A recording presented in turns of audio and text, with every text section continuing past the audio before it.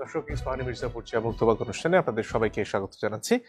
দর্শক, আজ আপনাদের সাথে আছি আমি মানজুর আল মতিন। আপনারা শেষ শিরোনামে যেমনটা দেখছিলেন যে 7 কলেজের শিক্ষার্থীরা বিক্ষোভ করছে ঢাকা বিশ্ববিদ্যালয় এলাকায়। শুরুতেই সরাসরি সেখানে চলে যেতে চাই। আছেন সাদ বিন শফিক। সাদ, কি অবস্থা সেখানে?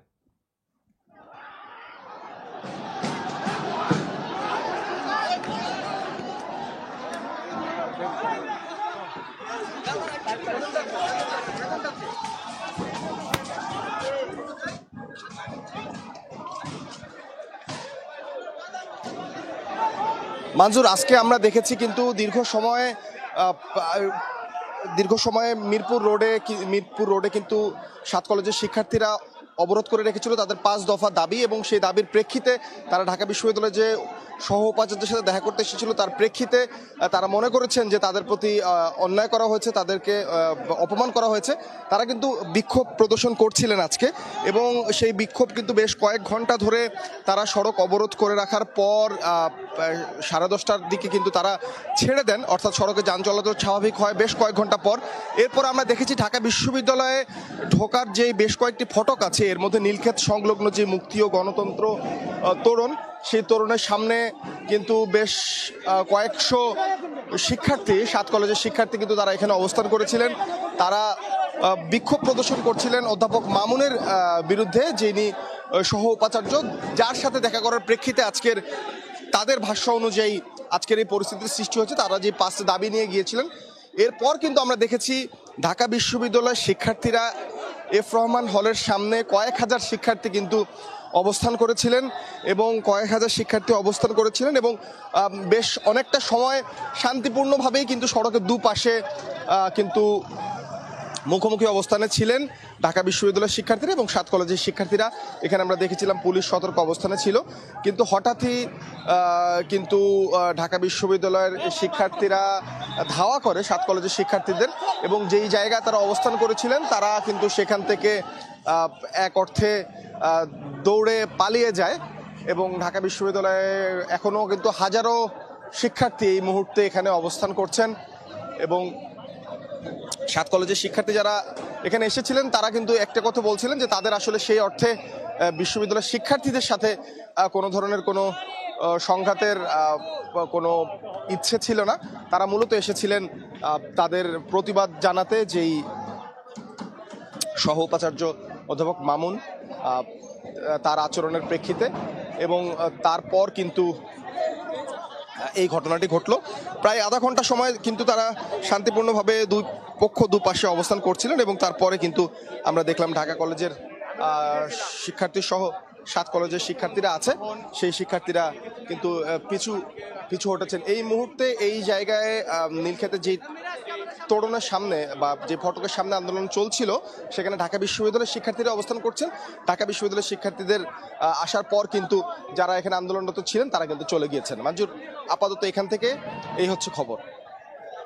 ধন্যবাদ সাদ বিন শফিক, আমাদের সাথে যুক্ত ছিলেন ঢাকা বিশ্ববিদ্যালয় থেকে। আজকের অতিথিদের সাথে পরিচয় করিয়ে দিতে চাই। আজকে আমাদের সাথে আলোচনা করার জন্য যোগ দিয়েছেন জনাব আশরাফ কায়সার, সিনিয়র সাংবাদিক, এবং জনাব তাহসিন রিয়াজ, তিনি সহকারী মুখপাত্র, জাতীয় নাগরিক কমিটি।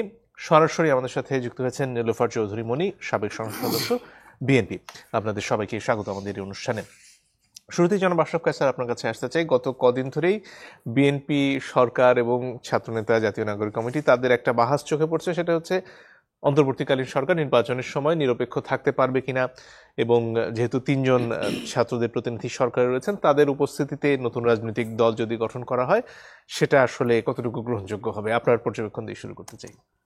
দেখুন, আমরা বেশ কিছু অহেতুক বিতর্ক শুরু হতে দেখলাম। ধরেন, মুজিববাদ বলে একটি কথা চালু আছে, কিন্তু হঠাৎ করে কোত্থেকে জিয়াবাদ আসলো, এবং এটি অপ্রয়োজনীয় ছিল বলে আমার ধারণা। কারণ আপনি যদি এখন, যেহেতু ফ্যাসিবাদীরা পালিয়ে গেছে, আওয়ামী লীগ জায়গা মতো নেই, এখন এই অবস্থায় যদি আপনার একে অন্যের সাথে অনৈক্য করতে বা বিভেদ তৈরি করতে বা বিতর্ক করতে আমরা সময় ক্ষেপণ করি, তাহলে আমাদের মৌলিক যে সংস্কারের জায়গাটি এবং রাজনীতিতে যে স্থিতি আসার কথা, নির্বাচনের দিকে যাওয়ার কথা, সংস্কারের দিকে যাওয়ার কথা, সেটি অনেকখানি ব্যাহত হবে বলে আমার ধারণা। মানে আমার মনে হয়েছে যে, ধরেন বিএনপি একটি প্রতিষ্ঠিত দল, বিএনপি প্রধান তারেক রহমান কিন্তু বারবার বলছেন যে তারা ছাত্রদের নতুন রাজনীতিকে স্বাগত জানাচ্ছেন, এবং তারা শুরু থেকে সেটি বলেছেন। এখন আমরা যদি দেখুন, বৈষম্য বিরোধী আন্দোলন কিংবা জাতীয় নাগরিক কমিটি তাদের রাজনৈতিক শক্তি হিসাবে তারা দানা বাঁধবে, এটি আমরা খুবই প্রত্যাশা করি। কিন্তু তার গঠন প্রক্রিয়া এবং তার যে রাজনীতির দর্শন, সেটি আপনি কতটা গ্রহণযোগ্যভাবে বাজারজাত করবেন সেটির একটি বিষয় আছে। আপনি কি এখন ঝগড়াঝাটি করে করবেন, অন্যকে আঘাত করে করবেন, নাকি বিতর্ক তৈরি করে করবেন, নাকি আপনি যেমন করে সমর্থক তৈরি করা হয় রাজনীতিতে সেটি করবেন? গত 2 সপ্তাহে আমরা বিএনপির সাথে বৈষম্য বিরোধী ছাত্রদের এবং জাতীয় নাগরিক কমিটির যে বাহাসটি দেখতে পাচ্ছি, সেটি নাসিরউদ্দিন পাটোয়ারির ওই বক্তব্য জিয়াবাদ থেকে শুরু, তারপরে মাহফুজের স্ট্যাটাস আমরা দেখলাম, নাহিদের স্ট্যাটাস দেখলাম, এমনকি মির্জা ফখরুল আজকে তার জন্মদিনেও বলেছেন যে তিনি একটি নির্বাচন চান সবার আগে। আমার মনে হয়েছে যে এই যে সংস্কার না নির্বাচন, এটিও একটি অহেতুক বিতর্ক। কেননা আমরা যেন গত আমলের মতো উন্নয়ন না গণতন্ত্র এই টোপে না পড়ি, এই ফাঁদে না পড়ি। দেখুন, আমাদের প্রত্যেকেরই চাওয়া কিছু মাত্রায় সংস্কার, এবং শুধুমাত্র নির্বাচনের জন্য সরকারটির পতন হয়েছে এটি আমরা কেউ বলিনি। কিন্তু আমি যদি অনাদিকাল ধরে নির্বাচন ধরে রাখি, সেটিও কোনো প্রত্যাশিত ঘটনা ঘটবে না। এখন জাতীয় নাগরিক কমিটির বা বৈষম্য বিরোধীদের রাজনৈতিক শক্তি হতে হবে। আপনি সরকারে থেকে করবেন কিনা, নাকি সরকারে থেকে শেষ মুহূর্ত পর্যন্ত সহযোগিতা করার পরে আপনি সরকার থেকে বেরোবেন, এগুলো নৈতিকতার মানদণ্ডে কোন জায়গায় দাঁড়াবে, এটি আমার ধারণা 3 উপদেষ্টাকেও বুঝতে হবে, এই সংগঠনগুলোকেও বুঝতে হবে। এখন বিএনপি মনে করছে যে সরকার, অন্তর্বর্তী সরকার, এবং যেহেতু 3 জন উপদেষ্টা সেখানে আছেন, তাদের সংখ্যা বেশ ভারী, তাদের পক্ষে হয়তো আরও 2-4 জন উপদেষ্টাও দাঁড়িয়েছেন, এবং তারা একটি বিকল্প রাজনৈতিক শক্তি দানা বাঁধুক সেটি তারা দেখতে চাচ্ছেন। আমরা গত কয়েক মাসে খেয়াল করেছি যে কোনো রাজনৈতিক শক্তির সাথে বৈষম্য বিরোধীদের এক ধরনের সখ্যতা দাঁড়িয়েছে। যেমন বিএনপির সাথে তারা একটি বাদানুবাদে যুক্ত হয়েছেন, তেমন কাউকে কাউকে তারা আন্দোলনের শক্তি, ফ্রন্টলাইনার, সামনের কাতারে ছিল, পরিকল্পনা করেছে, এগুলো বলছে। তার মানে আমরা পরিষ্কার দেখতে পাচ্ছি যে বিএনপির বাইরে একটি রাজনৈতিক শক্তি দানা বেঁধে ওঠার চেষ্টা করছে। আপনি যদি জামাত ইসলামের দিকে তাকাই, তারা কিন্তু অন্যান্য ইসলামিক দলকে এই প্রথম, আমি আগে অতীতে কখনো দেখিনি, তারা বিভিন্ন চা চক্রে নিজেদেরকে আমন্ত্রণ করছেন এবং তারা দানা বেঁধে ওঠার চেষ্টা করছেন।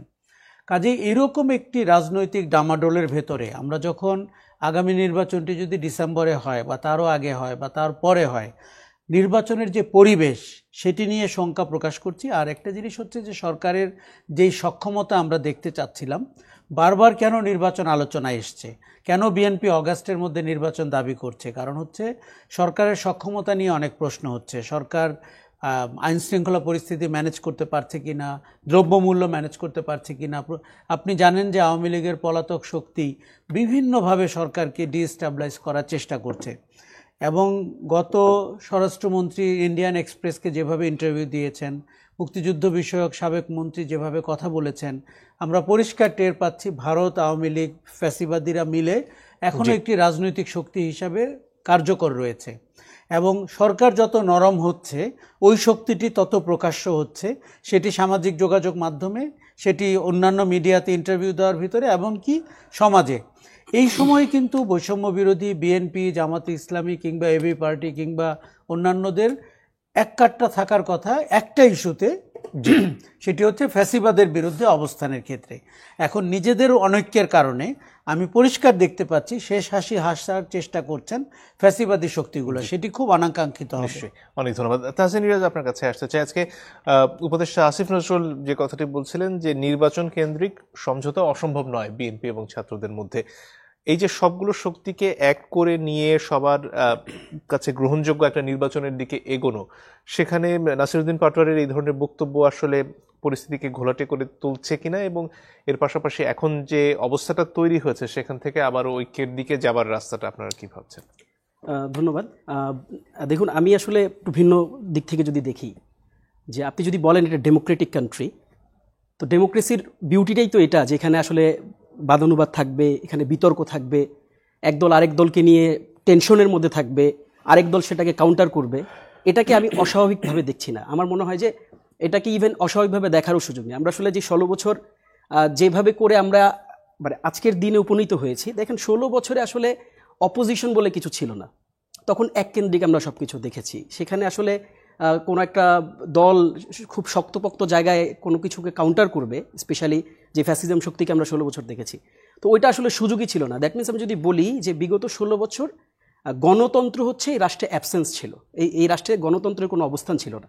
তো যার কারণে আমরা যে বিতর্কগুলো দেখছি, এই বিতর্কগুলো যেমন আসিফ নজরুল স্যার যেটা বলেছেন, এটার সাথে আমি শতভাগ একমত। কেন এই জন্য একমত পোষণ করছি যে এটা আসলে তো খুব অস্বাভাবিক কোনো ঘটনা ঘটে যায়নি এখনো।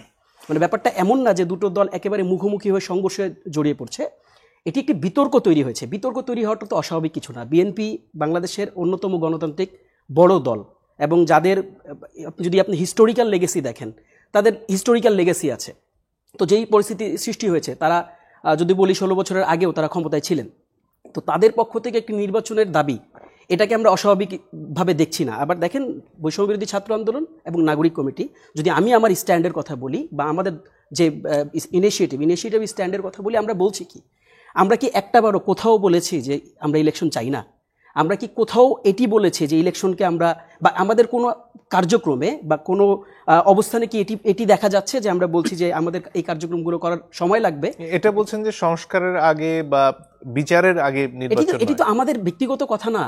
আপনি যদি একটু আপনি আন্দোলনের যে প্যাটার্ন অফ দি মুভমেন্ট দেখেন, আমরা তো একটা ব্যাপার বারবার বলার চেষ্টা করেছি। হ্যাঁ, এটি এই যেটা আশরাফ কায়সার ভাই বললেন, এটার সাথে কিন্তু আমাদের কোনো বিতর্ক নেই, আমরাও বলছি না। ইভেনচুয়ালি আমরা এই কথাটাই বারবার বলেছি যে অনন্তকাল ধরে সংস্কার চলবে, এটি আমরা চাই না। তবে যে বাস্তবধর্মী যে সংস্কার, আপনি দেখেন এখনো কনস্টিটিউশন কি হয়েছে, কনস্টিটিউশনের তত্ত্বাবধায়ক সরকার ছিল যদি 16 বছরের আগে তাকাই। তারপর আপনার পঞ্চদশ সংশোধনীর মাধ্যমে আমরা দেখেছি তত্ত্বাবধায়ক সরকার হারিয়ে গিয়েছে, এটাকে ইনভ্যালিড করে দেওয়া হয়েছে। ঠিক এই পঞ্চদশ সংশোধনী কিছুদিন আগে আপনি আদালতের রায়ে আবার তত্ত্বাবধায়ক সরকার ফিরিয়ে এনেছেন কিনা। এখন আমি যদি আপনাকে প্রশ্ন করি যে আগামী 2 বছর পর XYZ কোনো একটি দল, আমরা সন্দেহ প্রকাশ করছি, কোনো একটি দল যদি আবারও নতুন করে কোর্টের রায়ের মাধ্যমে তত্ত্বাবধায়ক সরকারকে বাতিল করে দেয়, আপনি কি করবেন? আপনার করার কি থাকবে?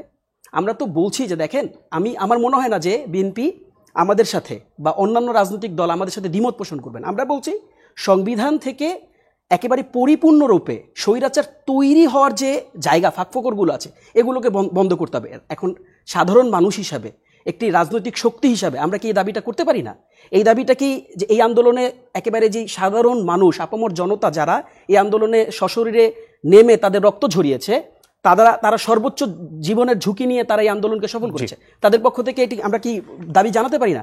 আপনি একটু ছোট্ট উত্তর দিয়ে নিই। আপনি বলেছেন যে নাসিরউদ্দিন পাটোয়ারির যে বক্তব্যটা, আসলে দেখেন জিয়াবাদ যে শব্দটা উনি এনেছেন, এটা আমরা যদি লিটারাল মিনিংয়ে দেখি, আসলে উনি ওইভাবে জিনিসটাকে মিন করেন নাই। জিয়াবাদ এটি একটা আদর্শ, যেভাবে করে মুজিববাদ, এটাকে কিন্তু তিনি লিটারাল মিনিংয়ে আমরা যদি এটাকে দেখার চেষ্টা করি, ব্যাপারটাকে এভাবে দেখলে ভুল হবে। তিনি আসলে যেটা বোঝানোর চেষ্টা করেছেন, যেইভাবে করে আমরা এত বছর আমরা দেখেছি যে একেবারে এককেন্দ্রিক, একজন ব্যক্তিকেন্দ্রিক পুরো রাষ্ট্র, পুরো মুক্তিযুদ্ধ, পুরো কনস্টিটিউশনকে আমরা এককেন্দ্রিক করে নেওয়ার যে প্রবণতা দেখেছি, সেই জায়গা থেকে তিনি একটা ডিফারেন্ট একটা মিনিং ডেভেলপ করার চেষ্টা করেছেন। এটিকে তারা ব্যক্তিগতভাবে যদি জিয়াবাদ, মুজিববাদ এই দুটোকে যদি একত্রে নিয়ে যদি মেলানোর চেষ্টা করেন, আমার কাছে মনে হয় তাদের সীমাবদ্ধতা, তাদের সংকীর্ণতা। আমরা এমনটা মনে করি না। আমরা শহীদ জিয়া, রাষ্ট্রপতি শহীদ জিয়াকে আমরা মানে সর্বোচ্চ শ্রদ্ধার সাথেই দেখি। বাংলাদেশে সর্বদলীয় যে গণতন্ত্র প্রতিষ্ঠা, তিনি অন্যতম মহানায়ক, তাকে আমরা অসম্মান করি না কখনো, বরং তাকে সম্মানই করি আমরা। অনেক ধন্যবাদ। নীলোফার চৌধুরী মুনি, আপনার কাছে পর্যায়ে আসতে চাই। বিএনপির এই মুহূর্তের পর্যবেক্ষণ কি সরকার সম্পর্কে, যে তারা কি এরই মধ্যে নিরপেক্ষতা হারিয়েছেন এবং আপনারা অতি সত্বর নিরপেক্ষ তত্ত্বাবধায়ক সরকারের অধীনে নির্বাচন চান, নাকি না এখনো আপনারা পর্যবেক্ষণ করছেন, এবং যদি আপনাদের কিছু শর্ত পূরণ হয় তাহলে এই সরকারের অধীনে বিএনপি নির্বাচনে যেতে প্রস্তুত? ধন্যবাদ আপনাকে, যারা শুনছেন আমার শুভেচ্ছা অভিনন্দন, আমার সহ আলোচক বৃন্দকে শুভেচ্ছা। দেখেন, বিএনপি বোধহয় কিছুটা খুলাসা করেই বলেছেন। বিএনপির মহাসচিব উনি যে কথাগুলো বলেছেন, এখানে কোনো ফাঁকফোকর আছে বলে মনে হয় না। একটা সরকার, এটা তত্ত্বাবধায়কের এক ধরনের বিকল্প সরকার, ঠিক ওই ধরনেরই সরকার। তার 3 মাস বা 4 মাস বা 6 মাস সর্বোচ্চ যেতে পারে। এখন 6 মাস চলছে, তাদের কোনো মাথা ব্যথাও নেই নির্বাচন নিয়ে। নির্বাচনের ডেট তারা দিচ্ছিল না, এখন একটা অ্যাপ্রক্সিমেট একটা ঘোষণা করেছেন। তো সেটার সাথে আপনি দেখেন যে যারা কমিটি বানালো, যারা নাগরিক কমিটি বানিয়েছে এবং বলেছেন, তারা ওপেন ঘোষণা দিয়ে যে 2 মাসের মধ্যে তারা রাজনৈতিক দল গঠন করবে। তো রাজনৈতিক দল যদি গঠন করে, তাহলে সরকারের সাথে থেকে সরকারে তাদের সরকারের প্রতিনিধিত্ব থাকবে, আবার রাজনৈতিক দলও গঠন করবে। তারা চাইলে 14 বার মিছিল করবে, ছাত্র দল যেতে পারবে না, ছাত্র দলের উপর দুনিয়ার এম্বার্গো থাকবে। তারা চাইলেই আপনার 100 টাকার কম্বল বিলানোর জন্য 80 বার হেলিকপ্টারে উঠবে। জনগণ যেখানে দেশের জনগণ ভাত পাবে না, দেশের জনগণের দ্রব্যমূল্য, যে জিনিসগুলোকে কেন্দ্র করে একটা রেভলিউশন হয়েছে, সে জিনিসগুলোর দিকে কোনো দৃষ্টিপাত না দিয়ে এই যে আহতদের কথা শুনলাম, আহতই যদি বলি, কয়টা আহতের খবর নিয়েছে এই সরকার? কয়টা আহতদের পুনর্বাসন করেছে এই সরকার? কয়টা আহত তার প্রতিনিধিত্ব করছে এই সরকারে? কয়টা নিহতর পরিবার প্রতিনিধিত্ব করেছে এই সরকারে? যারা করছে তারা কতক্ষণ ছিল, কতক্ষণের জন্য ছিল? তো এই কথাগুলো আমরা বলতে চাই না। আমরা শুধু বলতে চাই, আমরা যে নির্বাচনটা চাই বাংলাদেশে, এই নির্বাচনটাকে কেন্দ্র করেই কিন্তু এতগুলো বছর আন্দোলন হয়েছে। গণতন্ত্রের যদি বিউটি আপনি বলেন যে বাদানুবাদ থাকবে সবকিছু, এটা ডেমোক্রেসির বিউটি, ফাইন। ডেমোক্রেসির মেন বিউটি হচ্ছে আমার ভোটটা আমি দিব, যাকে খুশি তাকে দিব। যাদেরকে আমরা বিশ্বাস করতে পারি নাই বলে আমরা নির্বাচনে তাদের সাথে যাইনি। ঠিক আগের মতো আরেকটা বৈষম্যের শিকার হয়ে আবারও আরেক বৈষম্য বিরোধিতা করতে গিয়ে, ওই যে বলে না যে লুম বাস্তে গাও যার, ওরকম করতে করতে আমরা যদি আবারও সেই একই গ্যারা কলের মধ্যে পড়ি, তাহলে তো আপনার এটা হলো না। ডেমোক্রেসির বিউটি কি এমন থাকবে যে আপনি একটা হুট করে একটা নামকে ডেমোক্রেসি দিয়ে অনেক কিছু বলা যায়, যেমন আমাদের নেতা জনাব তারেক রহমান সাহেব, ওনাকে যখন ওনাকে নিয়ে ট্রল করছিল কিছু আমাদের অন্যান্য দলের মানুষরা বা অন্যান্য মতের মানুষরা, উনি কিন্তু বলেছে হ্যাঁ আমাকে নিয়ে তোমরা যা ইচ্ছা তাই ট্রল করতে পারো, this is beauty of democracy. But আপনার যে মানুষটা আমাদের পৃথিবীর ছেড়ে বহু আগে চলে গেছে এবং এই দেশকে দিতে গিয়ে কিন্তু তাকে অপমৃত্যুর মুখোমুখি হতে হয়েছে এবং সে পৃথিবী ছেড়ে চলে গেছেন, তাকে এত বছর পরে কোথায় আগরতলা গ্রামে বলে না, কোথায় চকিরতলা, তাকে কেন্দ্র করে যদি এই ধরনের কথা বলে, যেইটা এর আগে কেউ কখনো বলে নাই, জিয়াবাদের কথা, সে জিয়াবাদ বানালো কিভাবে, যেটা সভ্যতার বাইরের মানুষগুলো যেভাবে কথা বলে, যাদের বডি ল্যাঙ্গুয়েজ যেভাবে কথা বলে, আমি আবারও অবাক হয়ে যাই। আমার কাছে আওয়ামী লীগের সেই চেহারাগুলাই ভেসে উঠে, যে এই ছাত্রলীগ যে ভাষায় কথা বলতো, আমি এখনো সেই ভাষাই শুধু দেখি, শুধু নামের পরিবর্তন। শুধু এখানে আরো কষ্টদায়ক যে এখানে বৈষম্য বিরোধী বলা হয়, কিন্তু এখানে কিন্তু প্রচন্ড ভাবে বৈষম্য, আমার যদি ভুল না হয় আমি দেখেছি অনেক, এই আপনি আজকে যে অ্যাঙ্কার, উনিও এই বৈষম্য বিরোধীদের সাথে ছিলেন, আজকে যে সাংবাদিক আছেন আমার সাথে, উনিও সামনের কাতারেই ছিলেন। আমার ভুল হলে আপনারা বলেন, যে আমি যে কথাগুলো বলছি, আমি যা প্র্যাকটিক্যাল দেখি সেই কথাগুলোই আমি বলি। আমি ওনাকে বলতে চাই, এই কথা বলার আগে বলা উচিত ছিল যে শেখ মুজিবের সাথে, মুজিববাদের সাথে তুলনা করেছে বা তাদের অন্যদের সাথে তুলনা করেছে শহীদ প্রেসিডেন্ট জিয়াউর রহমান, একটা সেক্টর কমান্ডার। আমি বীর, মুক্তিযোদ্ধা এগুলো সব যদি বাদও দেই, একজন সেক্টর কমান্ডার, শুধু উনি যুদ্ধের ঘোষণা দিয়ে ক্ষান্ত হননি, উনি সমর যুদ্ধের সামনের দিকে দাঁড়িয়ে অংশগ্রহণ করেছেন। যাদের সাথে তুলনা করলেন তারা কারা আপনার সমর যুদ্ধে অংশগ্রহণ করেছিল? একটা বিরতির সময় হয়ে গেছে, সেই জায়গায় আমি একটু শেষ করি, তাহলে আপনার কাছে ফেরত আসি বিরতির পরে আপনাকে আবার সুযোগ দিচ্ছি, আপনার কাছে ফিরছি। অনেক ধন্যবাদ, একটু পরে ফিরে আসি, আশা করি সাথে থাকবেন।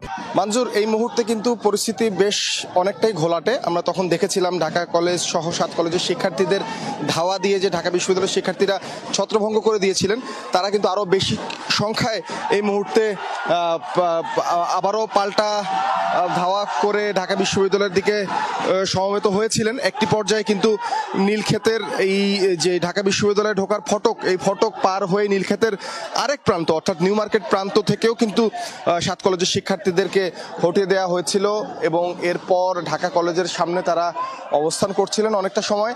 এরপর কিন্তু আমরা দেখেছি অধিক সংখ্যক শিক্ষার্থী ঢাকা কলেজ থেকে, 7 কলেজের শিক্ষার্থী কিন্তু তারা লাঠি সোঁটা সহ এবং ইট পাটকেল সহ কিন্তু চড়াও হয়েছিল ঢাকা বিশ্ববিদ্যালয়ের শিক্ষার্থীদের দিকে। এই মুহূর্তে কিন্তু কয়েক দফায় এই ধাওয়া পাল্টা ধাওয়ার ঘটনা আমরা দেখতে পাচ্ছি। এবং পুলিশ কিন্তু প্রথম থেকেই এখানে সতর্ক অবস্থানে। তবে বাস্তবতা হচ্ছে যেই পরিমাণ শিক্ষার্থী দুপাশেই অবস্থান করছে তাদের তুলনায় কিন্তু পুলিশের সংখ্যা এখানে বেশ অনেকটাই কম। তারা এক অর্থে একটা নিষ্প্রভ ভূমিকা কিন্তু আমরা দেখতে পাচ্ছি, অর্থাৎ খুব বেশি কিছু যে এই পরিস্থিতি নিয়ন্ত্রণের জন্য তারা করতে পারছেন গত 1 ঘন্টা ধরে আমি এখানে আছি সেটি কিন্তু আমরা দেখতে পাচ্ছি না। এবং ঢাকা বিশ্ববিদ্যালয়ের শিক্ষার্থীরা কিছু সময়ের জন্য তাড়া করে ঢাকা কলেজের শিক্ষার্থীদের বা 7 কলেজের শিক্ষার্থীদের ঢাকা কলেজ প্রান্তে নিয়ে যাচ্ছে এবং তারপর কিন্তু তারা ওই পাশ থেকে এসে আবার নীলক্ষেতের এই প্রান্তে এসেছে। আমরা কিন্তু দুই একটি ছোটোখাটো বিস্ফোরণের শব্দ শুনেছি, হয়তো পটকা টাইপের কিছু এখানে ফোটানো হয়েছিল এবং এখানে বেশ কয়েক দফা ঢিল ছোড়াছুড়ি হয়েছে। এবং সব মিলিয়ে আমরা যারা কাজ করছি এখানে তাদেরকেও কিন্তু বেশ সতর্ক থাকা লাগছে, কারণ সড়ক জুড়ে যদি আপনি দেখেন বিচ্ছিন্নভাবে ছড়িয়ে ছিটিয়ে আছে ভাঙা ইটের টুকরা, কাঠ সহ নানা কিছু। এবং মূলত ঢাকা বিশ্ববিদ্যালয়ে 5টি দাবি নিয়ে 7 কলেজের শিক্ষার্থীরা যখন এসেছিলেন, ঢাকা বিশ্ববিদ্যালয়ের সহ উপাচার্য তাদের সাথে দুর্ব্যবহার করেছে সেই অভিযোগ তুলে কিন্তু তারা আজকে দীর্ঘ সময় সন্ধ্যার আগ থেকেই কিন্তু ঢাকা কলেজের সামনে সড়ক অবরোধ করে রাখে। একটি পর্যায়ে মিরপুর রোডের অনেকটা কিন্তু তারা যান চলাচল বন্ধ করে রাখে। সায়েন্স ল্যাবরেটরি মোড়, যেটি আজকে রোববার ছিল এবং রোববার সাপ্তাহিক কর্মদিবসের প্রথম দিন, এই ব্যস্ত সড়ক বন্ধ থাকার কারণে কিন্তু দীর্ঘ সময় ধরে এই পথে চলাচলকারী যানবাহনকে ভোগান্তির মুখে পড়তে হয়। এরপর কিন্তু বেশ কয়েক ঘন্টা অবস্থানের পর 10:30টার কিছু আগে সড়কে যান চলাচল স্বাভাবিক হয়, সড়ক ছেড়ে 7 কলেজের শিক্ষার্থীরা চলে যান। এবং তারপর কিন্তু আমরা দেখেছি তারও কিছুটা সময় পর এই ঢাকা বিশ্ববিদ্যালয়ের যে ফটক আছে সে ফটকের সামনে কিন্তু 7 কলেজের শিক্ষার্থীরা জড়ো হয়। এরপর কিন্তু ক্রমান্বয়ে এই ধাওয়া পাল্টা ধাওয়া, ইট নিক্ষেপ, এই বিষয়গুলো কিন্তু চলছে। এখন পরিস্থিতি শান্ত করার জন্য প্রশাসনের পক্ষ থেকে যেই পরিমাণ লোকবল বা যে পরিমাণ কার্যক্রম দেখা যাওয়ার কথা সেটি কিন্তু নিয়ে আমরা একটি বিস্ফোরণ দেখলাম, সম্ভবত ককটেল টাইপের কিছু একটা বিস্ফোরণ ঘটছে। মানজুর, নীলক্ষেতের অপর প্রান্ত অর্থাৎ নিউ মার্কেট প্রান্তের চিত্রটি দেখছিলেন। এই পরিস্থিতি কিন্তু চলছেই, সবাই আসলে এখানে যারা আছে এলাকাবাসী খুব উৎকণ্ঠিত অবস্থা, যে তারা প্রত্যাশা করছে যে খুব শীঘ্রই হয়তো এটি থেমে যাবে এবং প্রশাসনের এখানে অবশ্যই একটি শক্ত অবস্থান থাকা উচিত বলে অবস্থান দৃষ্টিতে মনে হচ্ছে। মানজুর, স্যার ধন্যবাদ আপনাকে। দর্শক, আমরা কথা শুনছিলাম নীলুফার চৌধুরী মনির, আপনার কাছে ফিরে আসবো, আপনি যে কথাটি বলছিলেন সেটা শেষ করতে পারেন। আমি যে কথাটা বলছিলাম যে যারা এই কথাগুলো বলে তাদের নিজেদের একজন সেক্টর কমান্ডার, ৭১-এর যুদ্ধ না হলে এই দেশ স্বাধীন হতো না। আমি ২৪কে অস্বীকার করি না, আমি ৯০-কেও অস্বীকার করি না। একটা জিনিসকে অস্বীকার করে আরেকটা জিনিসের স্বীকৃতি দেওয়ার কোনো অর্থ হয় না। আমি ৭১-কে না থাকলে আমার জন্মই হতো না যেখানে, যেই জায়গার সেক্টর কমান্ডারকে নিয়ে যখন জিয়াবাদ নিয়ে কথা বলে তখন আমি খামোশ বলতে আমার একদম খারাপ লাগে না। আমার বলার খুব ইচ্ছা জাগে যে এই শিক্ষা নিয়ে কি তারা এই কয়েকদিন আগে এই আন্দোলনটা করলো, অন্যকে অসম্মান করে নিজের মধ্যে কি সম্মানটুকু পাওয়া যায়? আমি যদি উনি বেঁচে থাকতেন, উনি আরো বড় রাজনীতিবিদ হলে ওনাকে নিয়ে যা খুশি বললে আমি কিছুই বলতাম না। আর যে মুজিববাদের সাথে তুলনা করলো, মুজিববাদের কাল ছিল যেটা হলো চেতনা, তাদের একটা চেতনা ছিল যে এটা যুদ্ধের চেতনা, তারা যুদ্ধের কথা বলে না, চেতনার কথা বলছে। তাদের বঙ্গবন্ধু বলতে হবে, এই কাল ছিল। তাদের আরো ছিল যে তাদের সম্পর্কে না বললে তাদের পরিবারের ব্যাপারে মামলা হবে, হামলা হবে, জেল হবে, জরিমানা হবে, ইত্যাদি ইত্যাদি ছিল। শহীদ প্রেসিডেন্ট জিয়ার নামে তো এমন কিছু ছিল না, বরং একজন বাংলাদেশের ইতিহাসে একজন জিয়াউর রহমানকে হেন কোনো প্রোপাগান্ডা নাই যেটা তাকে করা হয় নাই। বিএনপি তো কিছুই বলে নাই। তাহলে আজকে আবার নতুন করে এই যে জিনিসগুলো আপনার মনে করেন যে আপনার ঢাকা বিশ্ববিদ্যালয় এখন যেটা আপনার মাধ্যমে দেখলাম এবং আমরাও দেখছি, আমি যেতে পারলাম না আপনাদের ওইখানে, এই যে মারামারি গুলো হচ্ছে, এই যে আপনার এত কিছু হচ্ছে সামান্য ঘটনাগুলোকে কেন্দ্র করে, এইভাবে কি একটা দেশ চালানো যায়? এটা কি দেশ চালানোর নমুনা? কিন্তু যেখানে আপনার নীলুফার 100 তে চৌধুরী মনি, 99 দিতে আপনি তো হবে সেখানে আপনি 5 দিচ্ছেন, আর যেখানে আপনার 5 দিতে হবে সেখানে আপনি 100-র উপরে নিয়ে যাচ্ছেন। এটা জি তো দেশ চালানোর নমুনা আমার মনে হয় না। বুঝতে পেরেছি নীলুফার চৌধুরী মনি। আমার দেশেও থাকবেন, আপনারা নিজেরা রূপায়ণ টাওয়ারে মারামারি করবেন, কারাকারি করবেন, আবার আপনারা নীলুফার মনি, অন্যদের আপনি কি আমার সম্মান কথা নিয়ে শুনতে টানাটানি পাচ্ছেন? করবেন। আপনাকে এটা তো হতে পারে আরেকটা না। প্রশ্ন করতে চাচ্ছিলাম এখানে। সেটা হচ্ছে এই যে বাহাসটা শুরু হয়েছে সেখান থেকে বেরিয়ে আসার রাস্তা কি আপনি দেখেন? কারণ অন্তর্বর্তীকালীন সরকারের যে কাজ করার সুযোগ তৈরি করে দেয়া বা একটা নির্বাচনের দিকে এগিয়ে যাওয়ার যে প্রক্রিয়া, সেটার অংশীদার তো বিএনপিও সবসময় নিজেদেরকে দাবি করে এসেছে। এখন এই যে বিতর্কটা শুরু হয়েছে, এখান থেকে বেরিয়ে আসার রাস্তাটা কি তাহলে? এখান থেকে বেরিয়ে আসার রাস্তা হচ্ছে বিএনপি যে জায়গায় অবস্থান করছে, যারা রাজনৈতিক দল গঠন করতে চান, যারা রাজনীতি করতে চান, আমরা তাদেরকে ওয়েলকাম করি। বাংলাদেশে যত রাজনৈতিক দল হবে, গণতন্ত্র তত মজবুত হবে, গণতন্ত্র তত ক্ষুরোধার হবে। কিন্তু সরকারের থেকে তো বিএনপির সমান নাম্বার চাইলে তো হবে না। আপনি বিএনপি 17 বছর যুদ্ধ করছে, সেটা আমি বাদ দিলাম, সেটা না, সমানে সমানে নামেন।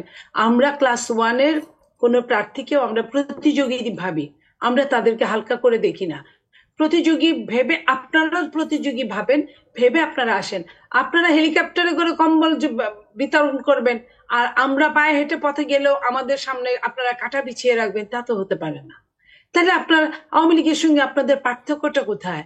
একটা বৈষম্যকে বাদ দিয়ে আরেকটা বৈষম্যের মধ্যে আমি ঢুকে যাচ্ছি। আমি আমার জায়গায়, আমি ঢাকা বিশ্ববিদ্যালয়ে আমরা বলতাম প্রাচ্যের অক্সফোর্ড, মানে রাজনৈতিক সূতিকাগার এটাকে বলা হয়, হতো এক সময়, এখনো আমরা বলি।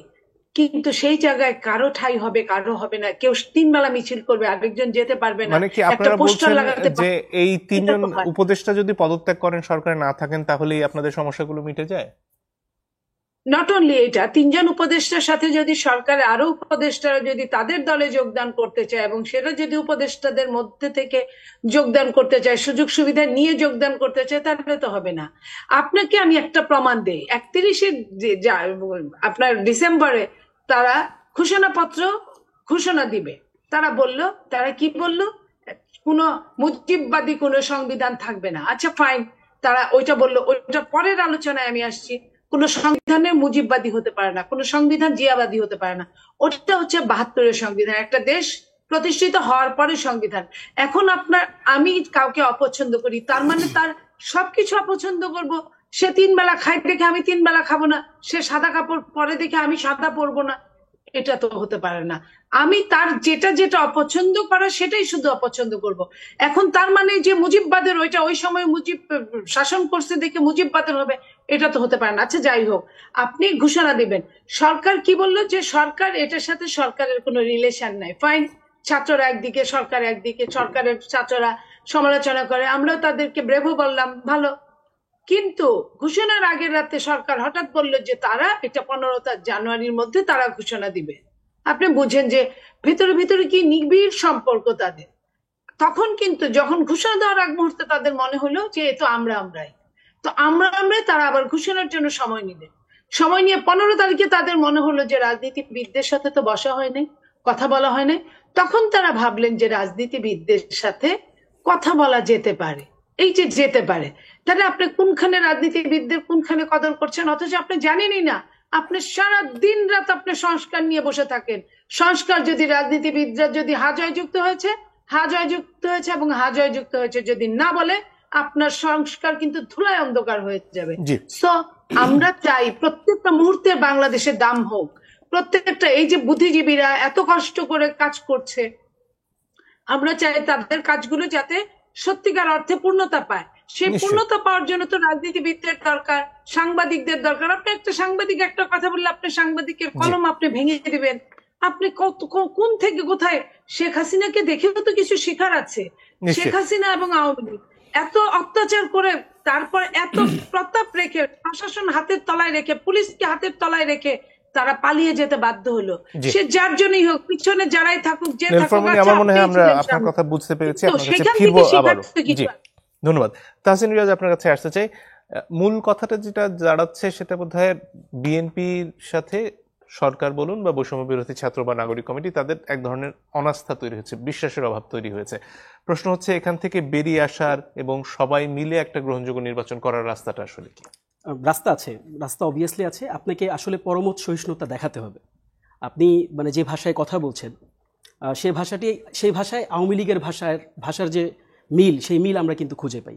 তিনি যেমন করে হচ্ছে আমাদের মধ্যে আওয়ামী লীগকে দেখতে পাচ্ছেন, আমি তার কাছে খুব শ্রদ্ধার সাথে প্রশ্ন রাখতে চাই। তিনি যখন চাঁদাবাজি দেখেন, তিনি যখন ঘাট মাঠ দখল হতে দেখেন, তিনি যখন দলের যে অভ্যন্তরীণ কলহর কারণে মানুষ হত্যা হতে দেখেন, তিনি যখন একটা দলকে শুধুমাত্র মানে বিভিন্ন বাজারে হাটে ঘাটে মাঠে প্রতিষ্ঠা করার জন্য যখন তিনি একেবারে সমস্ত রকম দুর্নীতি অপকর্ম দেখেন, তখন তিনি আওয়ামী লীগের চেহারা খুঁজে পান না। সেখানে তিনি কেন আওয়ামী লীগের চেহারা খুঁজে পান নাই, এই প্রশ্নটা কিন্তু আমি শ্রদ্ধার সাথে তাদের কাছে রাখছি। আওয়ামী লীগের চেহারা তো এটিও ছিল। আওয়ামী লীগ তো মাঠ ঘাট সবকিছু দখল করে রাজনীতি করেছে। আওয়ামী লীগ তো প্রশাসনকে কন্ট্রোল করার চেষ্টা করেছে। আওয়ামী লীগ তো সিস্টেমকে কন্ট্রোল করার চেষ্টা করেছে। এই কার্যক্রমগুলো যখন তিনি দেখেন, তিনি কেন সেখানে আওয়ামী লীগকে খুঁজে পান না, এটা আমি আসলে অবাক হই খুব বেশি। আর দেখেন, তিনি বেশ কিছু কথা বলেছেন, ছাত্রদলের মিছিলে বাধা দেওয়ার কথা বলেছেন। আমাকে তিনি দেখাক যে ছাত্রদলের কোন মিছিলে বাধা দেওয়া হয়েছে। ছাত্রদল তো কন্টিনিউয়াসলি বাংলাদেশের মানে এসপিআরে রেগুলারলি প্রোগ্রাম করতেছে। রেদার আমরা বাধা দেওয়ার কে? ইনফ্যাক্ট ছাত্রদল তো এই বাংলাদেশের একটা গণতান্ত্রিক ছাত্র আন্দোলনের একটা শক্তি, তাকে তো আমি বাধা দেওয়ার কেউ না। কে বাধা দিচ্ছে তাহলে তিনি স্পষ্ট করে বলুক যে অমুক বাধা দিয়েছে বা তমুক বাধা দিয়েছে, অমুক দল বাধা দিয়েছে। সেটা তো আসলে আপনি যে কোনো কিছুকে যদি আমার উপর চাপান বা আমাদের উপর চাপান, এটা তো আসলে বিভাজন তৈরি করবেন। আপনি যে সমাধানের কথা বলছেন মঞ্জুর ভাই, এই সমাধানটা তখনই হবে যখন আপনি আওয়ামী লীগের ভাষায় কথা বলবেন না। আপনি যখন আমাদেরকে আওয়ামী লীগ বলবেন, আমি কিন্তু না পারতে আমাকে কিন্তু ডিফেন্ড করতে হলেও আমাকে কিন্তু যুক্তি তর্ক উপস্থাপন করতে হবে আপনার সামনে। দেখেন, তিনি বলেছেন যে রাজনৈতিক দল গঠনের ব্যাপারে তিনি বলেছেন সরকারের থেকে রাজনৈতিক দল গঠন করা যায় না। আচ্ছা, মানে কোথায় তিনি জানলেন যে এই 3 উপদেষ্টা সরকারের থেকে তারপর রাজনৈতিক দলে থাকবেন? তিনি শুনেছেন এরকম কোনো ভ্যালিড কোনো সোর্স থেকে শুনেছেন? বরং যদি এই উপদেষ্টারা রাজনৈতিক দলে অংশগ্রহণ করে, এটা তো তাদের দাবি না। রাজনৈতিক দলে যদি জাতীয় নাগরিক কমিটি যদি রাজনৈতিক দল ফর্ম করে, রাজনৈতিক দল হিসেবে নাগরিক কমিটিরই দাবি থাকবে যে উপদেষ্টারা এখানে যোগদান করতে হলে তার পদ থেকে তাকে পদত্যাগ করে এরপর এই দলে যোগ দিতে হবে। এটা তার দাবি না, এই দাবির সাথে তো আমাদের দ্বিমত নেই। আপনি দেখেন, আমরা যদি একটু বিএনপির ইতিহাস ঘেটে দেখি, 75-এ 7ই নভেম্বর সিপাহী জনতার বিপ্লবের মাধ্যমে রাষ্ট্রপতি শহীদ জিয়াউর রহমান সর্বময় ক্ষমতার অধিকারী হন। এরপর 1977 সালে 21 এপ্রিল তিনি রাষ্ট্রপতি শপথ গ্রহণ করেন। এরপর 1977 সালে রাষ্ট্রপতি জিয়াউর রহমান রাষ্ট্রপতি হিসাবে শপথ গ্রহণ করেন। রাষ্ট্রপতি থাকা অবস্থায়, পয়েন্ট টু বি নোটেড, রাষ্ট্রপতি থাকা অবস্থায় 1 সেপ্টেম্বর 1978 বাংলাদেশ জাতীয়তাবাদী দল বিএনপি তিনি প্রতিষ্ঠা করেন। এখন আমাকে বলেন, এটা কোন যুক্তি দিয়ে আপনি ব্রেক করবেন? তিনি রাষ্ট্রপতি থেকে, আমি সর্বোচ্চ শ্রদ্ধার সাথে বলছি, আমি বারবার বলেছি, আগেও বলেছি যে শহীদ রাষ্ট্রপতি জিয়াউর রহমানের যে অবদান বাংলাদেশের রাজনীতিতে, এটাকে আমরা মোটেও অস্বীকার করি না। কিন্তু তারা যে যুক্তিটা আমাদের দিকে খাটাচ্ছেন, আমরা যদি বিএনপির প্রতিষ্ঠার ইতিহাস দেখি, রাষ্ট্রপতি জিয়াউর রহমান রাষ্ট্রপতি থাকা অবস্থায় কি বিএনপি জন্মগ্রহণ করে নাই? বিএনপি কি বাংলাদেশের রাজনীতিতে লেজিটিমেসি পায় নাই? পেয়েছে তো। বরং তার পরবর্তীতে বিএনপির যে, আমরা যদি তাদের কালপরিক্রমায় তাদের বিএনপির যে কার্যক্রমগুলো দেখি, রাজনৈতিক কার্যক্রমগুলো, আমরা তো দেখেছি বাংলাদেশের রাজনীতিতে গণতন্ত্রের যে বাস্তবিক ধর্মী চর্চা, এটি বিএনপিকে তো আমরা করতে দেখেছি। এখন আপনি আমাকে কেন আপনি অপোজিশনে পাঠাচ্ছেন? কেন আপনার কাছে মনে হচ্ছে যে আমাদের বিরোধিতা করতে পারলে বোধহয় মানে আপনি ভালো থাকবেন, ভালো করবেন? এটি আসলে আমাদের বুঝে আসে না। তারপর দেখেন, তিনি বলেছেন যে সরকারের নাকি নির্বাচন নিয়ে কোনো মাথা ব্যথা ছিল না। আচ্ছা, একটা সরকারের বয়স হয়েছে মাত্র 6 মাস। আপনি দেখবেন যে ডক্টর মোহাম্মদ ইউনূস এই বৈঠকের আগে তিনি সব দলকে নিয়ে একত্রে বৈঠক করেছেন, এবং বৈঠক করে কিন্তু ওই বৈঠকে উনি খুব ক্ল্যারিফাইড ওয়েতে কবে নির্বাচন হতে পারে এরকম একটা সম্ভাব্য ডেট তিনি ঘোষণা করে দিয়েছেন। এখন এই সম্ভাব্য ডেট তো আপনাদের সাথে পরামর্শ করে ঘোষণা করেছেন ডক্টর মোহাম্মদ ইউনূস। আপনাদের এই পরামর্শের সাথে উনি একাত্মতা ঘোষণা করে নির্বাচনের যে গুরুত্ব, এই গুরুত্বটাকে তিনি অনুধাবন করে সকল দলের পরামর্শে তিনি নির্বাচনের ডেট ঘোষণা করেছেন। এখন নির্বাচনের ডেট ঘোষণা হলো, এরপর যদি আপনি আজকে এসে বলেন যে এই সরকারের নির্বাচন নিয়ে কোনো মাথা ব্যথা নেই, ইসি থেকে শুরু করে, ইসি তাদের রুটিন ওয়ার্ক শুরু করেনি? অবশ্যই শুরু করেছে। ইসি ভোটার তালিকা হালনাগাদের জন্য কার্যক্রম পরিচালনা করছে না? অবশ্যই করছে। তাহলে নির্বাচন আপনি দেখেন, যেই 16 বছরের কার্যক্রম থেকে আজকে আমরা এখানে এসেছি, আমরা বারবার বলছি, তিনি বারবার বলার চেষ্টা করেছেন এটা তত্ত্বাবধায়ক সরকার, একটা বিকল্প সরকার। কিভাবে তত্ত্বাবধায়ক সরকারের বিকল্প সরকার হয় আমাকে একটু বুঝান। যদি তত্ত্বাবধায়কের বিকল্প সরকার হতো, তাহলে এটা তো সাংবিধানিকভাবে যে প্রক্রিয়া ছিল সেই প্রক্রিয়ার মধ্য দিয়ে আসতো, এবং এই সরকারের ওয়ান অ্যান্ড অনলি রেসপন্সিবিলিটি হতো একটা ইলেকশন ডেভেলপ করা, একটা ইলেকশন এক্সিকিউট করা।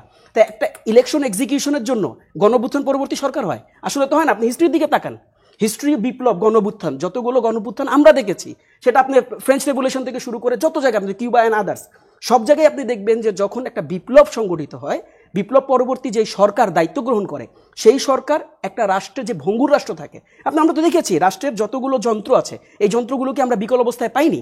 এটা কি মনিয়াপা কি অস্বীকার করবেন? অস্বীকার তো করবেন না।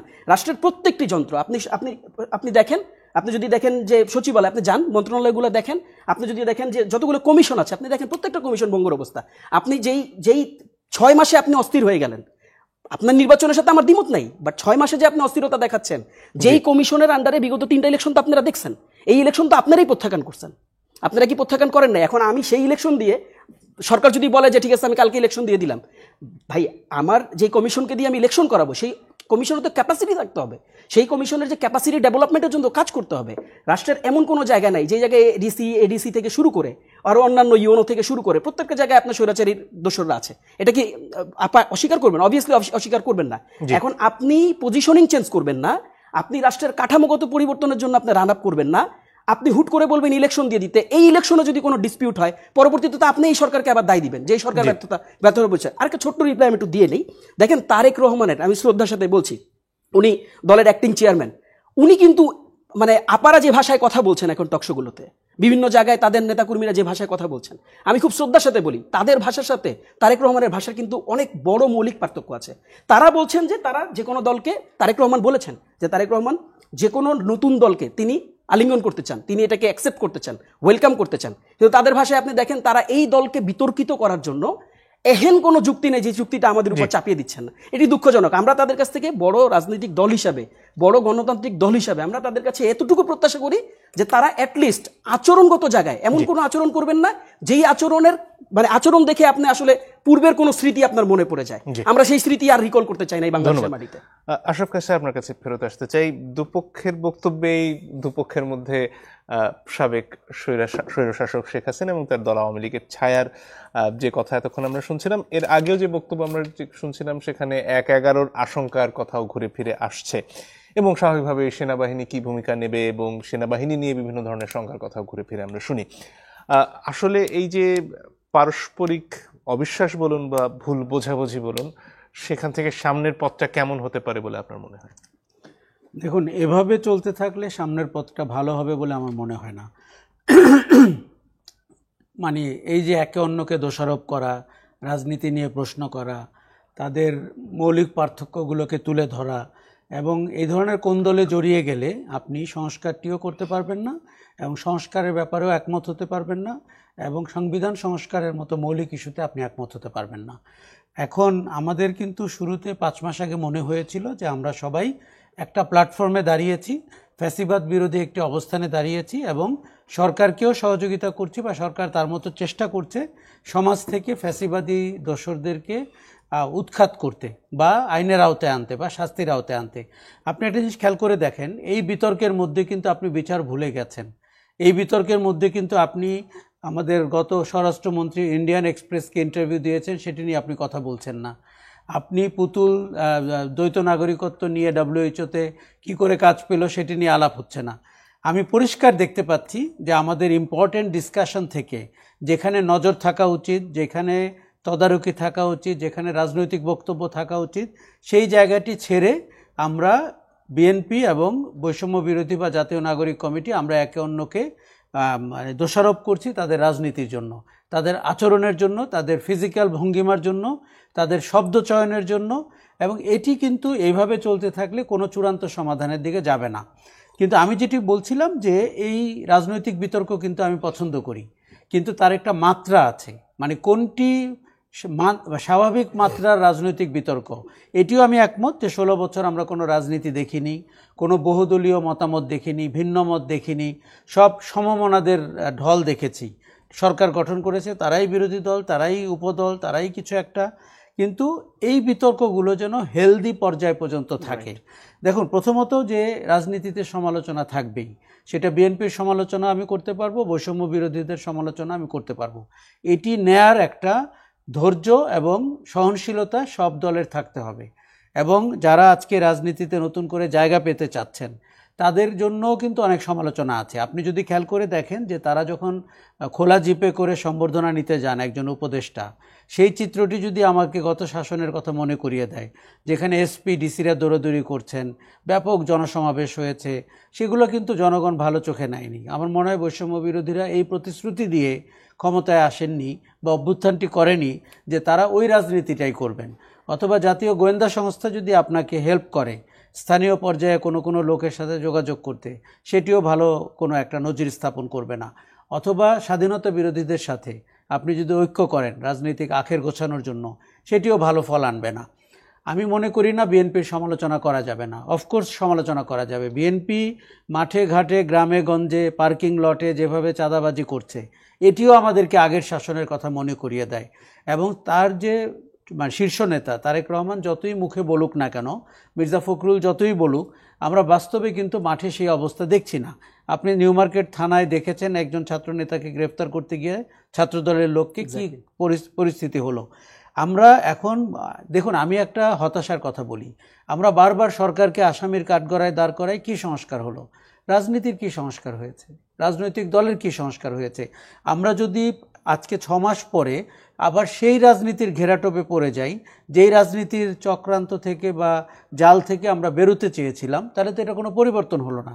এন্ড অফ দ্য ডে এই রাজনীতি নির্বাচন করবে, তাকে আমার ভোট দিতে হবে, তারা সরকার গঠন করবে। কাজেই আমি তো রাজনীতির চরিত্রগত কোনো পরিবর্তন দেখছি না, গুণগত পরিবর্তন দেখছি না, নৈতিকতার অবস্থানের পরিবর্তন দেখছি না। দেখুন, বৈষম্য বিরোধীরা অনেক নতুন কথা বলছে, এটি শুনে কিন্তু যারা স্থিতির জায়গায় আছেন তাদের একটু আচমকা মনে হচ্ছে যে তারা চ্যালেঞ্জ করছেন কিনা। সব কিছুকে এত সমালোচনা চোখে দেখলে হবে না। এই কথাগুলো তারা নতুন বলছেন, আমাদের শুনতে হবে। তাতে করে কিন্তু আপনার আখেরে লাভ হতেও পারে। এমন হতে পারে তারা নতুন রাজনীতির বার্তা দিচ্ছে। আবার আপনাকে একটা জিনিস বলি, আপনি একটা নতুন রাজনৈতিক মতবাদ দাঁড় করাতে চাচ্ছেন, দ্যাট ডাজন্ট মিন বিভিন্ন লোককে কিছুটা অপদস্থ করে, কিছুটা হেয় করে আপনি নতুন রাজনৈতিক দর্শন দাঁড় করাবেন। দেখুন, পৃথিবীর রাজনীতির ইতিহাসে এরকম ক্ষুদ্র ক্ষুদ্র বিষয় নিয়ে ব্যস্ত হয়ে বড় মাপের কোনো সংগঠন হয়েছে বলে আমার মনে হয় না। বরং আপনি যেভাবে গণ অভ্যুত্থানটি হয়েছিল, আপনারা গুটিকয় মানুষ ছিলেন, কিন্তু তার থেকে অন্তত 100 গুণ বেশি মানুষ ওই প্ল্যাটফর্মে জড়ো হয়েছিল। কাজেই আহ্বানটা ওই রকম উদার, ওই রকম বড় আকারে যদি করা হয়, আমার ধারণা যে আসিফ নজরুলের সাথে আমি একমত, নির্বাচনের দিকে তাকিয়ে এবং আমরা কিন্তু একটা বৃহত্তর জোটের, বৃহত্তর ঐক্যের কথা ভাবতে পারি। দেখুন, নির্বাচনটি বহুমতের হবে, খুব স্বাভাবিক। নির্বাচনের ভেতর দিয়ে কেউ সরকার গঠন করবে, এটিও স্বাভাবিক। কিন্তু বিরোধী দল হবে, আমরা চাই অত্যন্ত শক্তিশালী বিরোধী দল হোক। সেই জায়গাটি কিন্তু এই প্রথম ধাক্কাতেই বৈষম্য বিরোধীদেরকে সরকার গঠন করে ফেলতে হবে, এই পরামর্শ যারা তাদেরকে যারা দিচ্ছেন বা দেয় যদি হয় কেউ, সেটি কিন্তু ভালো পরামর্শ না। আপনি একটি কাউন্টেবল, সাইজেবল রাজনৈতিক শক্তি হিসাবে দাঁড়ান।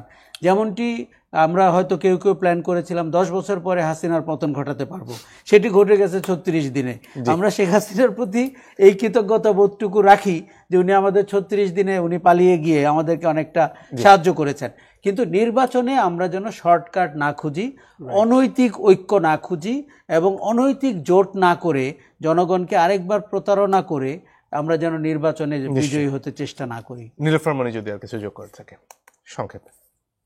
এখানে অনেকগুলো কথা আসছে, যেটা হলো যে চাঁদাবাজি, দখলবাজি, বিএনপির যে কথাগুলো বলছে, অনেকেই বলে, আমি অস্বীকার করব, বিএনপি এক্স্যাক্টলি বলিনি, সামগ্রিকভাবে বলেছি। আমি এটাকেও বলতে চাই যে এটার বিচার করার দায়িত্ব কাদের? এই সরকারে যারা আছে তাদের। তারা যদি ধরপাকড় করে, আইনের অনুশাসনটা যদি আপনার সঠিকভাবে পরিচালিত হতো, তাহলে কিন্তু এই কথাগুলো আসতো না। আর যারা কথা বলে ছোটখাটো জিনিস, আমি আগে শেষ করি, ছোটখাটো জিনিস নিয়ে যারা কথা বলে, এই যে এখানে দখল, ওইখানে দখল, যে বড় বড় দখল হচ্ছে, ব্যাংক দখল হচ্ছে, হাসপাতাল দখল হচ্ছে, পরিবহন দখল হচ্ছে, ওগুলো নিয়ে কিন্তু তারা নিশ্চুপ। কারণ তারা এই কারণেই নিশ্চুপ যে তারা সাবস্টিটিউট অফ দেম বা দেয়ার। তো আমি এই জায়গাটাই বলতে চাই যে তারা একজনকে, বিএনপি নিয়ে কথা বলুক, আমাদের কোনো দুঃখ নেই। আমরা কিন্তু প্রথম থেকে ফার্স্ট ডেতে মনে পড়ে যে প্রথমেই যখন একটা দল বলল যে এক জালিমকে বাদ দিয়ে আরেক জালিমকে নিয়ে আসবো, এবং এক স্বৈরাচারকে বৈষম্য বিরোধী ছাত্ররা অশুভন কথা বলেছে যেগুলো মেনে নেওয়ার মতো না, কিন্তু আমাদের সন্তান তুল্য তারা বয়সে, আমরা ওই দিকে তাকিয়ে, তাদের অভিজ্ঞতার অভাব আছে, ওইসব দিকে তাকিয়ে আমরা কিন্তু অনেক কিছু আমরা না দেখার ভান করি।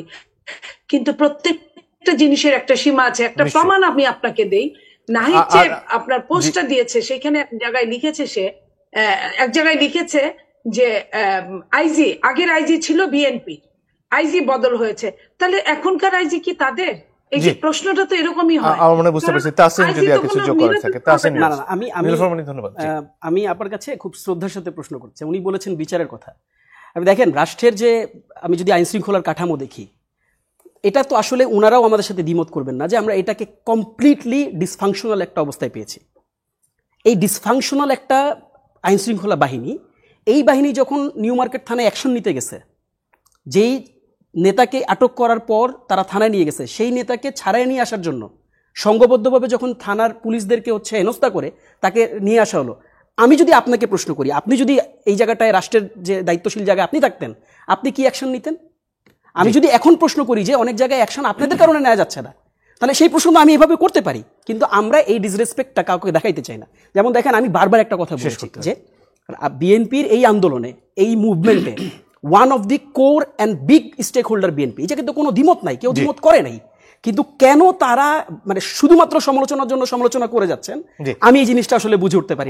অনেক ধন্যবাদ আশরাফ কায়সার, আপনার কাছে আসতে পারছি না, দুঃখিত, সময় একেবারেই ফুরিয়ে গেছে। দর্শক আপনাদেরকে ধন্যবাদ, আজকের মতো বিদায় নিচ্ছি।